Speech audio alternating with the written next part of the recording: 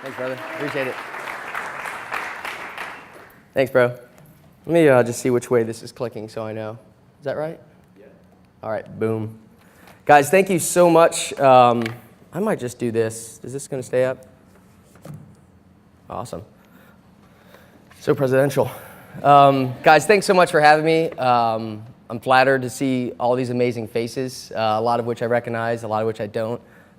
It's humbling to speak to any group of professionals. So thank you so much. So I wanted to do a quick preface before I get into the meat of what I'm talking about. So a couple things just to preface this whole thing. One, this is about Orlando for me, and Chris did say, I'm a man about the community, and I certainly am, and I'm committed to being here. So I'm going to reference a lot of cities, in this talk. And it's no offense to them. All these other cities do great work, but really for me, this is about Orlando. Two, I'm going to talk about sharing wealth, which can be a weird thing for some people. But rest assured, I am no socialist. I am very much a capitalist. Three, I'm not a creative.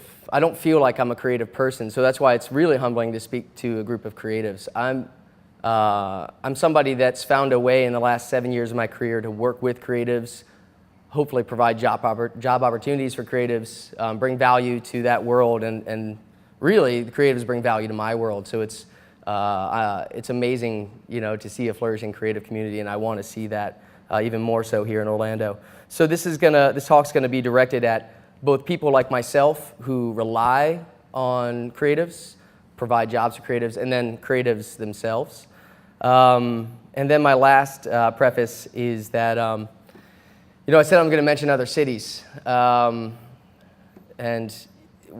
we're losing a lot of creatives, I feel, from our community all the time to 5 or 6 cities that are fighting hard to take them from other places. And we're such a great breeding ground. And for me, I'm sick of seeing people leave too soon, especially if they want to be here. So this for me is all about bringing value to this community so we can retain great talent and attract great talent. So that's what it's all about.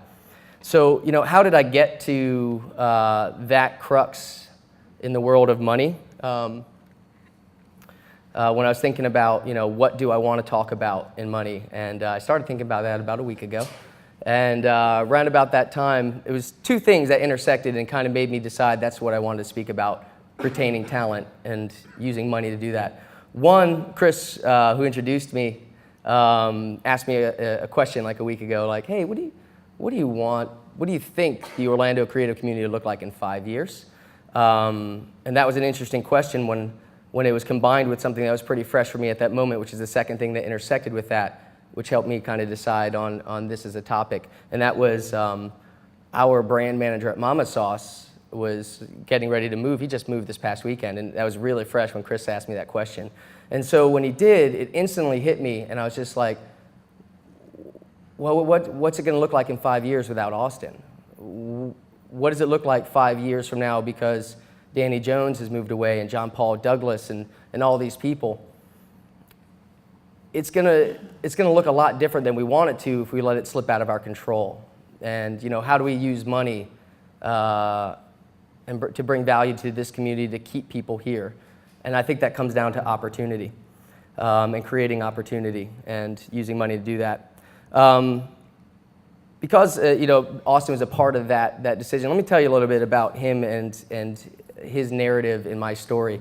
Austin, our brand manager, came into my life after I had bought a digital print shop. We worked in commodities quite a bit, and so we did a lot of digital printing, just kind of fighting to get our slice of the pie. Never really thought about my business in terms of bringing value to Orlando or creatives. But then, Austin, he had left town before. And last time he left, it was for this walkabout he needed to do. And he decided to sell his print shop, which was called Petito's Tight Slice, and I bought that and combined it with the business, which was pre-Mama Sauce, before we decided to do that. And in the course of 2 weeks that I had to learn screen printing from him, both Joey and I fell in love with it. And I fell in love with Austin, and I fell in love with creativity, and I fell in love with mixing inks and printing things with your hands. And it got really sentimental the night it was the night before he left, and we're sitting in what was the break room, which was the patio out back of the house I rented next door, which is where we had the print shop. And it was just, we're smoking cigars, and the thought of us 3 Italian guys sitting there must have culminated to something, because, I was like, man, when you come back, if you come back, I want to do this, and I want to do it big. And I just felt like we were losing something, and I was like, I knew it had to do with, having strong talent here. And I said, if you come back, let me know, and we're going to change this whole game, and we're going to change this business, and we're going to do something special. And then I was like, and we'll call it, I don't want to say what I said originally, because the name I kind of came up viscerally at the moment, just didn't land right, and there's these like, huh? And then I kind of looked through them, and I was like, oh gosh, recover. And through one of the windows is the screen printing press in what was the living room of the home. Through the other was the kitchen, which was the mixing room where we mix things in bowls, right? And this, mind you, before we even called Mama Sauce.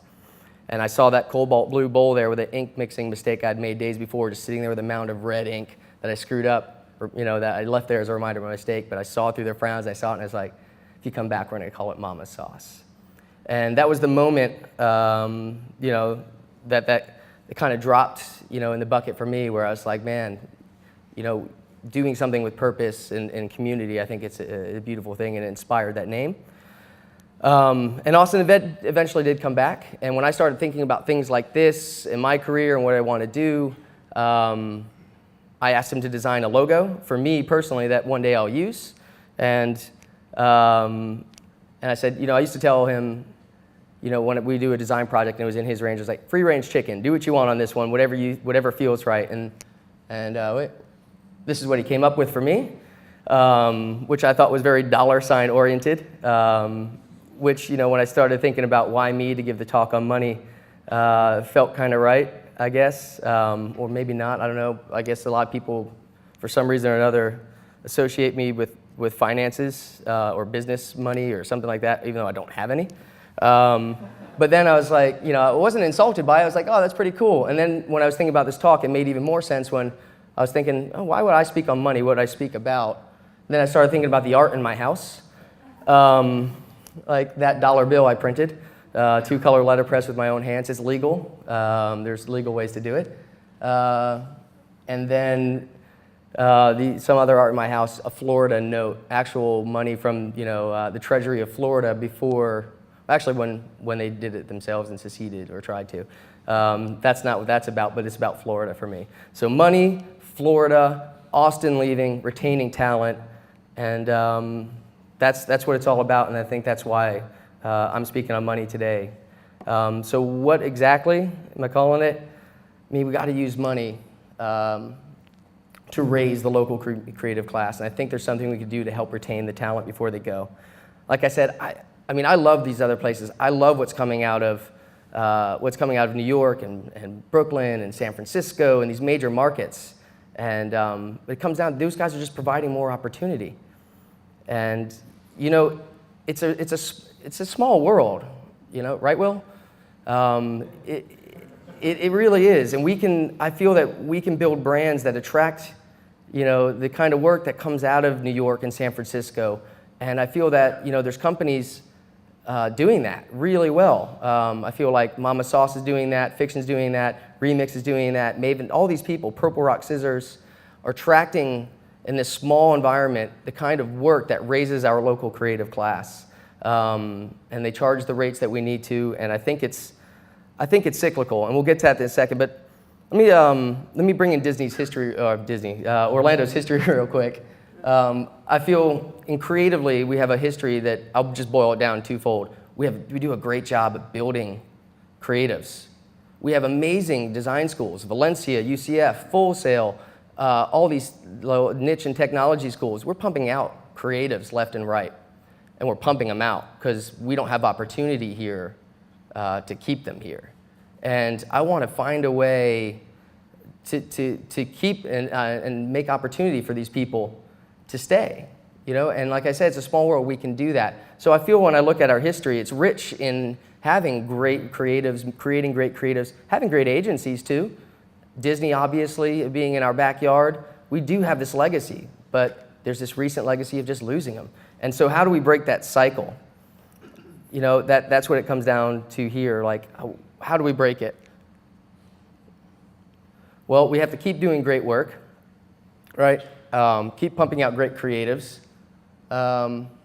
We have to be comfortable to charge industry rates. We have to, not devalue ourselves. We need to use that to create opportunity. And, you know, I mean, I can't overstate enough just how accessible great opportunity is financially. How easy it is really to be wherever you want to be and cycle the money through your town and distribute it to your community. It's such a small world, and these people are so accessible. And to create this opportunity, you could do it anywhere. And I really want to change a mindset. I think there are people doing it here, by the way. I'm not saying they're not, but I just want to create a mindset where we're looking at the greater creative community and saying, how do we, like Chris was saying, how do we steal this money for ourselves? How do we get it out of these major markets and then put it back into our community and entice people to be here and stay? Because I know a lot of people who have left, it's not for the weather and it's not for the view, it's for the opportunity. You know, these other places just have more opportunity. So once you're able to do that, you have to distribute it and invest in people. And I think through all that, there's a way Orlando can become one of those big markets, one of those markets that, you know, people go to. And I'm not saying people aren't coming here, but, you know, we're certainly losing some of our brightest quite often. And I mean, there are other smaller places doing this and getting on the map, you know, or places at least comparable in our market size. Places like Austin, Minneapolis.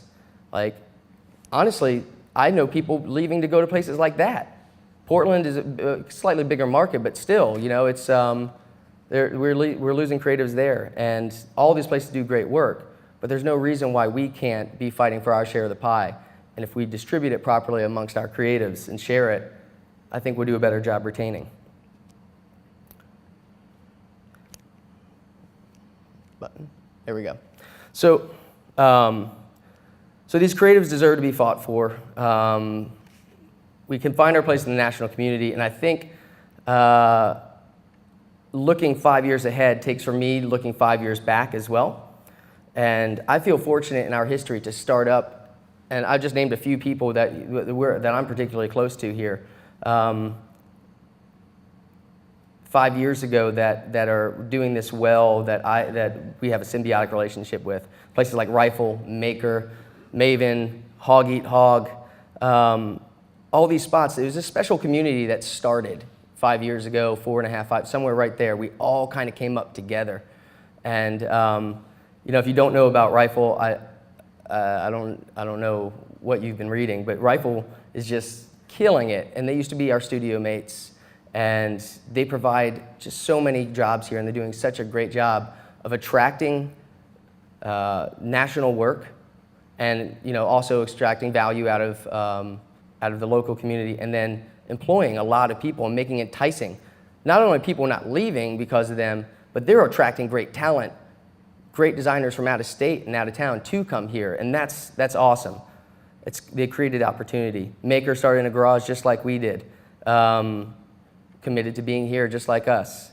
And they're doing great things for putting Orlando on the national stage and retaining that value, creating validity for our town. Maven, I'll never forget when we got into spot color work.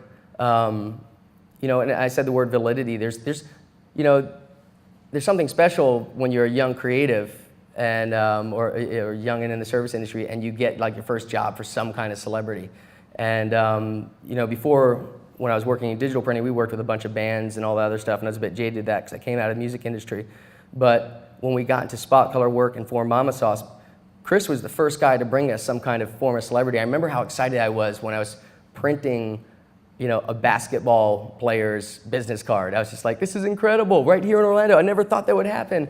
It wasn't a magic player either, and ironically enough, Maven did the laser cutting on it. We screen printed it. Maker did the laser. Maven did the design. We printed it. It was a collaborative community effort, and it felt to me like a special moment because I was like, man, like this is attainable, and it's like, boom, I put that on my blog, like we're doing national work, it felt good, but there is actually value in that, in fighting to get celebrity work or work from major designers.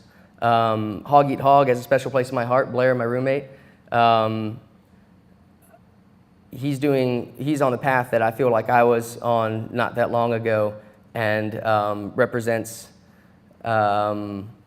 he represents putting money back in the local community and providing jobs for people whose dreams otherwise wouldn't exist. Doing the kind of work he does is a rarity, and I know one of my best friends even works for him. And it's the only opportunity he has to do that kind of woodworking, and I feel like that kept him here from going back home to Philly. And he's an example of this sacrifice that I'll kind of get into when I start talking about our story.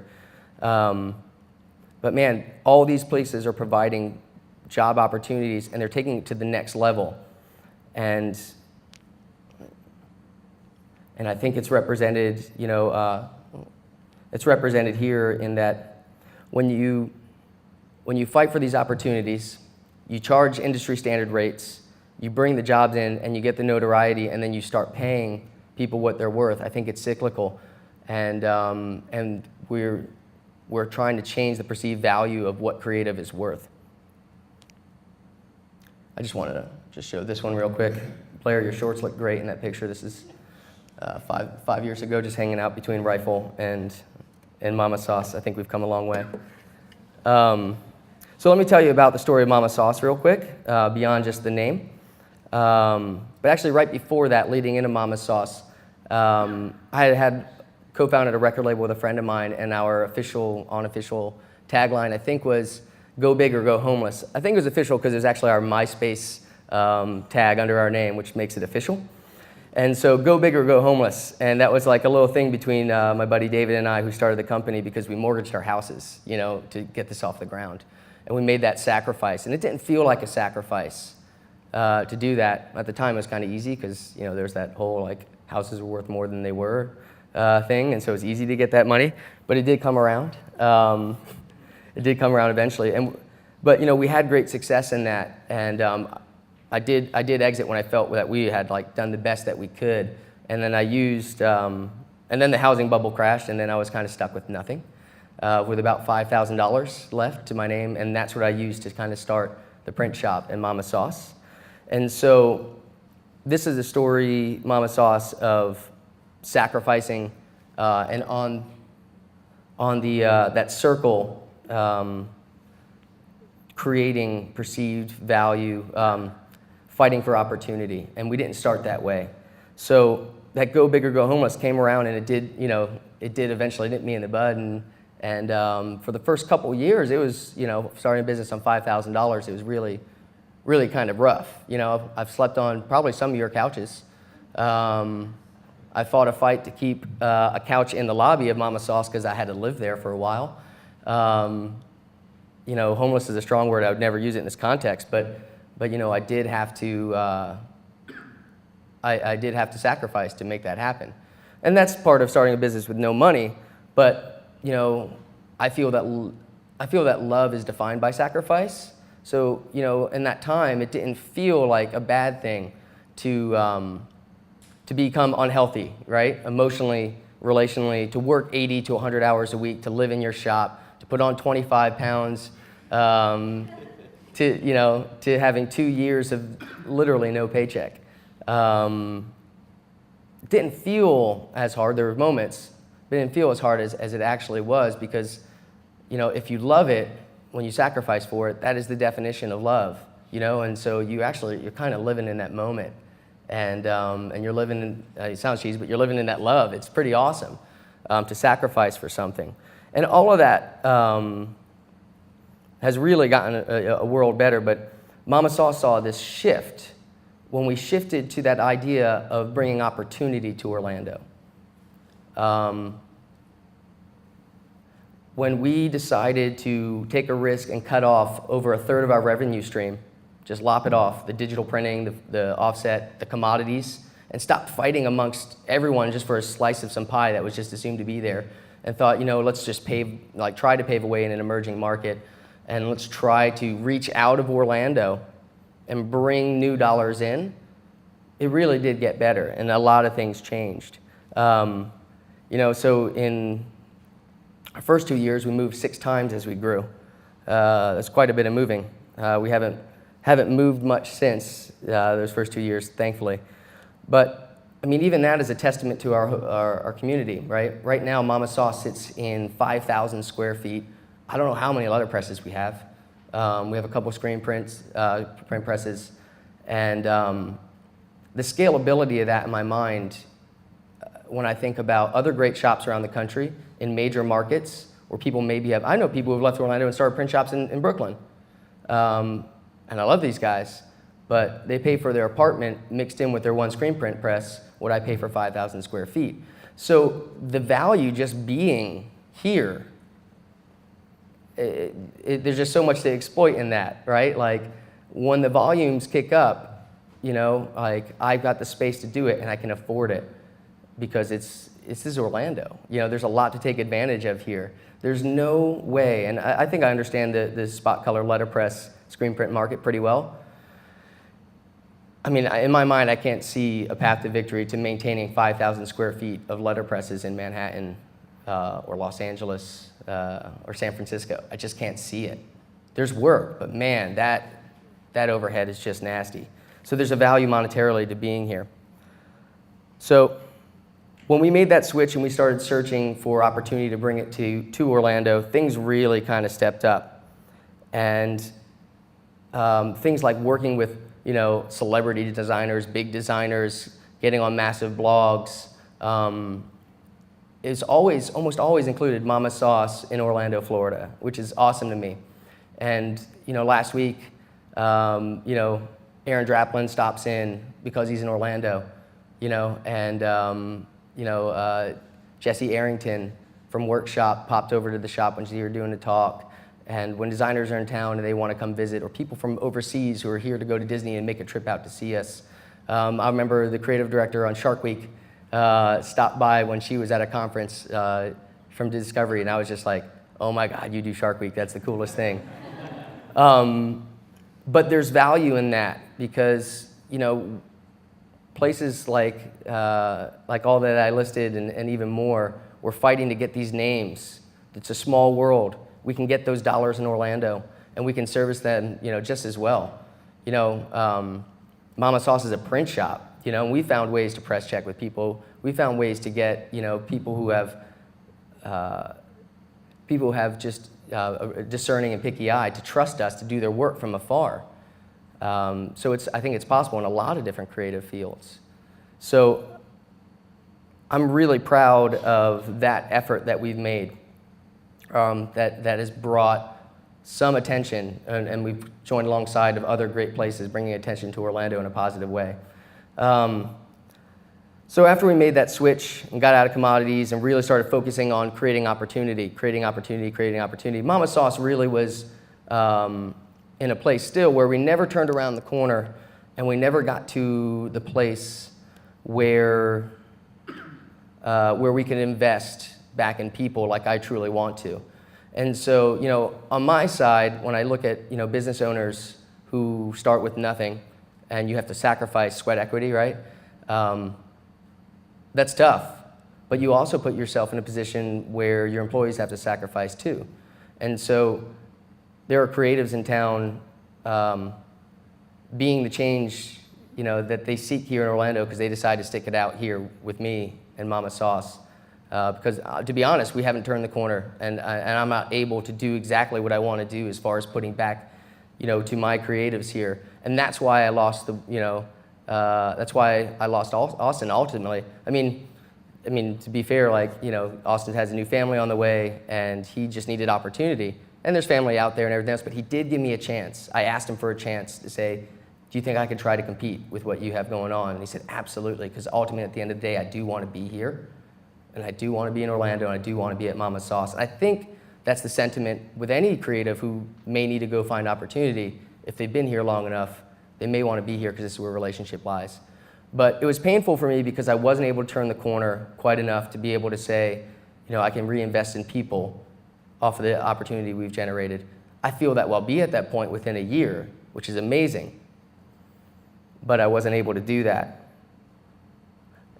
And I think it's a good point in the story to kind of enter fiction for me. Because a lot of these thoughts that I was having when I was thinking about bringing opportunity to Orlando, growing a brand, and trying to bring in a certain caliber of clientele and work, was kind of undefined after that, And then, my relationship with fiction began through a friendship with the owner, Chase, which began as a feud that lasted about 6 or 7 years that we still don't know the reason for. But, Chase and I saw each other one day on Park Avenue. He was walking his dogs, and he came up, and he was the first one to say, hey, let's get lunch. And then he ditched me on lunch, and I was like, yeah, he wins again. But we did eventually make it through it, and Chase shared with me a value of fiction that helped line up, the rest of this for me and helped me really see the picture for being home. Because we both realized we both love Winter Park, Orlando, and we're committed to being here. He said, I want one of the values of the company always to be that we pay our people what they're worth by the industry standards, both employees and vendors. And he's like, I believe that when you do that, it'll raise the creative class, because if I was to hire this contractor to do this design and we pay them what they ask and what they're worth, they feel confident to both do that well and put the best work out there, but also when they go to Joe Blow down the street, to be confident and say, that's what I get paid. This is what I can do. I'm worth it. And eventually the community, and trust me, I do know there are places here that do pay, that will pay what they're worth, but I think we all know there's a lot of businesses that have a hard time grasping what creative's worth. And I think that philosophy can help break that cycle. Eventually, when people start finding places where they can get compensated what they need and then feel entitled. Can you imagine a world where all of us in here, if we were freelancers, if someone was pitting us all against each other and nobody was just having the lowball, but we're all saying, this is what I'm worth, this is what I'm worth, this is what I'm worth. Eventually, the consumers are going to have to catch on, right? So that was actually like blew my mind when he said that, and there was a living example of it. And so you have that philosophy, and then Chase and his brother actually hired me to do my first letterpress job and paid me what they would have paid any other established shop to do, which was just absolutely silly on their part. But it gave me confidence. They actually asked if they could video and put it online. And so here I am getting paid a decent amount of money, because letterpressing ain't cheap. The hourly on that was much, much less than it should have been, because it took me a long, long time to do it. But they did find a snippet that was videoable, and they put it online. And that, honestly, that video just took off and overnight established as a letterpress printer. And we had to kind of catch up, and it took us years to do that. But it was a living example of that philosophy. Thankfully, Chase didn't know that we weren't worth or Chris didn't know we weren't worth the industry rate at that point in time. We really weren't. But we got it, and I get that philosophy. I really do. And now here we are fighting a fight, both Mama Sauce and fiction, to do the best work amongst the people, because we are competing with other people in the country, so we have to do the best work out there, not just in Orlando, but in the nation, and trying to attract the level of work that can sustain that we can put back into the community, which I think is it's a beautiful story. I think I just turned that off. So I guess the point of the whole thing is that whether you're an independent designer or creative, videographer, editor, if you're an agency, an employee, or an owner, if we fight for our brand, if we fight for the value of our work, if we fight to attract the level of the caliber of client to Orlando that's going to these other markets, and then we distribute it amongst our community the best we can, I think that we'll do a much better job retaining these people. And I feel like if I would have given this talk a week ago, the faces in the crowd would have been different, certainly by one. If I would have given it a few months ago, I could think that the faces would be different by a few more, and so on as you go back. So when I think about Orlando in 5 years, I would love it if everybody, if you're not already there, and I know people are, but if you're not, adopt the policy that we need to continue to pursue the opportunity, charge what we need to charge, and distribute it. And if there's a sacrifice involved, sacrifice is love, so love what you do. Thank you, guys.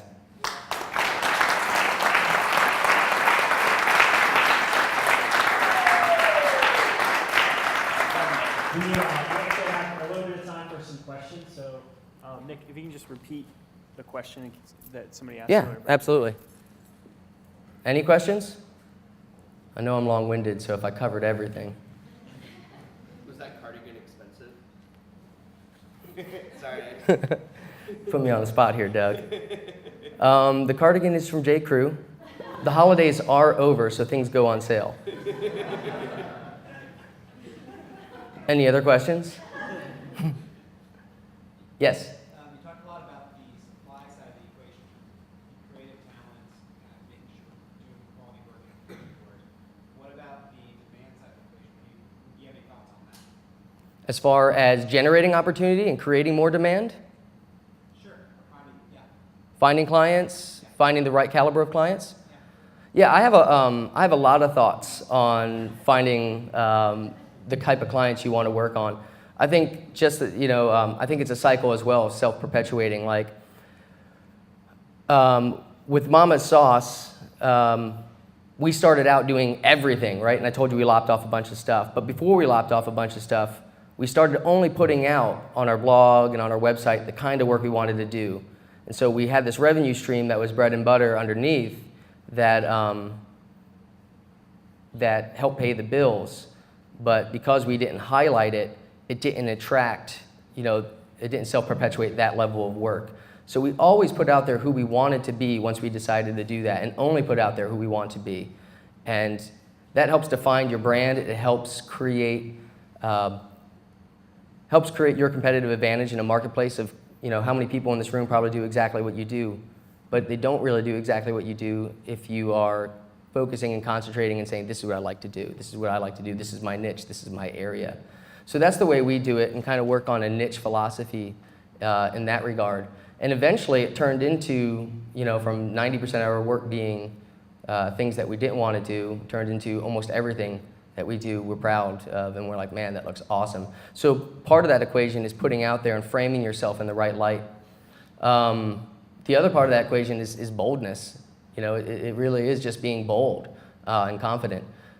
We did a marketing endeavor with Mama Sauce called Love Letters recently that was a brainchild of our marketing director, Brooks, who's here. And somebody asked him before, like, how did you just get a hold of these people, right?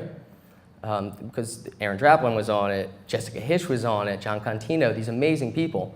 And Brooks was like, I just called them. I emailed them.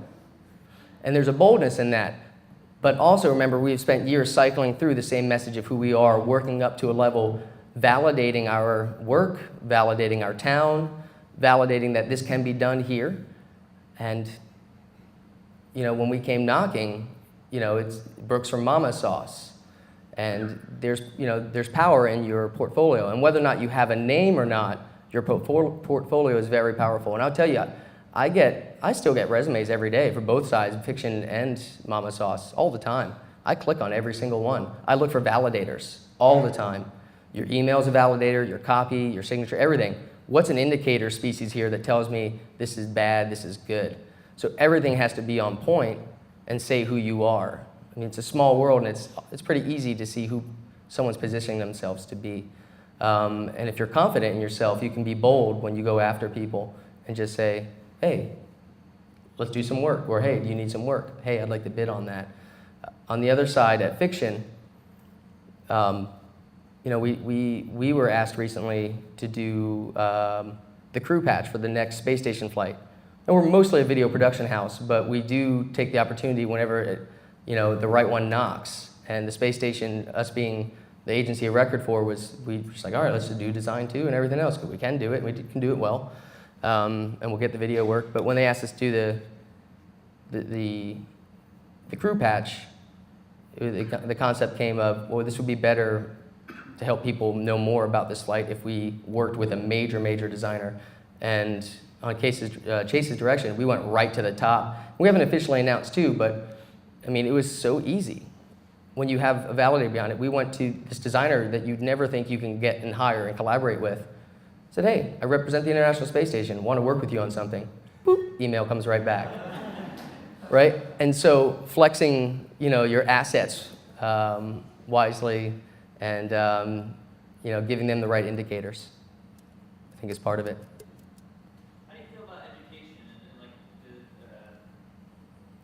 the value in university stuff, and how does that affect how you do your work and stuff from school? You know, there's no shortage of creatives coming out. Designers, videographers, editors, photographers, there's no shortage there, whether they're coming from the educational institution or not. But I do think there's certainly a value in getting an education, but it's just like anything else. You get out of it what you get out of it. And at Mama Sauce, we have 5 to 7 interns every semester. Right now, we're just starting to talk about what kind of value we can bring at fiction to an internship program. And I think we even have a meeting on that today. Is that today, Jordan? Yep. And so I've got a lot of experience over the years dealing with design students, creative students, because at Mama Sauce, almost all of our interns are design students. We have interns in here right now, past, present, or otherwise? Design students? Yeah. And so when I used to give the intern tours, one of the first things I asked is like, who knows what a Pantone is? I think I had one person ever. Maybe that's changed since, you know, because the local teachers caught wind that we're asking. I don't know. But education for us is really important because in our world is so specific. When Brooks and our marketing manager and I talk, we talk as education as a flagship of what we do, and inspiration as well. We try to fill in the cracks because I can't expect the university to teach people design just for spot color. But we can fill that in. So now we're really putting value and strength behind pushing out our internship program and growing it. It used to just be, hey, here's some extra hands. Now we're like, man, we really need to educate the future because it's vital to what we do. It's a dying art. Well, if you can inspire people young enough and you can inspire people at any age level, you can sow seeds for the future. So we try to fill in the gaps there. And so I've really become a believer in a very purposeful complementary education model for our side on an internship. But I find that, you know, I see designers come out who are just as unbelievable who haven't gone to school as did. Austin Petito, our brand manager, didn't go to design school. He just, you know, he happened to draw the chalkboard sign at Whole Foods when the chalkboard artist was out sick. And they're like, hey, you can do that. And that started everything, you know? He was working at a grocery store. But you can come from either way. But I think education, whether it's institutionalized or not, is extremely important. And that's why at Mama Sauce, education and inspiration are our flagship. And that's why we didn't haphazardly walk into an internship program at Fiction, because you have to say, what are we going to do to bring value to these students as well? And not just what can we get from them. All right, time for one more question. Who's got the best one? Don't know if it's the best one, but Is that, I can't, who is that? Minty, Hey, Minty Dang, how are you? what are your thoughts, or maybe even words of encouragement, in terms of creatives being pulled out to other markets like Portland? What about creatives having to fight against these websites which offer competitions for people to bid on submitting all of these logo designs or whatnot, or copywriters submitting them and then competing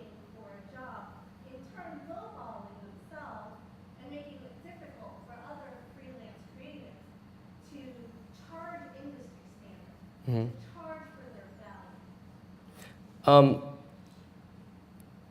It's complicated because, like I said at the beginning, I am a capitalist, so I do believe in competition, absolutely. And I've said it several times, it's a small world in that we're all connected, but it's also a huge world, right? It's massive. There are infinite creative options out there and infinite channels to find your creatives, to find your agencies, to find your talent. So to distinguish yourself up front and to what channels people reach you and that you reach out into, I think is the key there. I don't see anything wrong with the puppy mills of design services if that's right for somebody and that's right for that market and people want to strive to do that and say, hey, what can I get here? What can I get? And not distinguish themselves. That's totally fine. It's a way to get work. But if you want to be a leader in progressing our community, you have to change to a different mindset and just work around that channel. There's nothing wrong with it, like I said. People get work from it, that's beautiful. I want to see people eat and pay their rent. But I also want to see a side of people who are motivated differently as well. I think it takes all sides. I'm by no means an extremist in any way. I'm right in the middle, but so I would never say that's wrong, and I would never say what I'm saying is wrong. But what I'm speaking towards is just saying, be the change that you seek. If you don't agree with that, don't do it. Don't hire from there and create a brand that distinguishes in the complete opposite and do what you want to do. But don't fight to be in that world and then complain about it. I think it would be my answer on that. We good? One more time, everybody.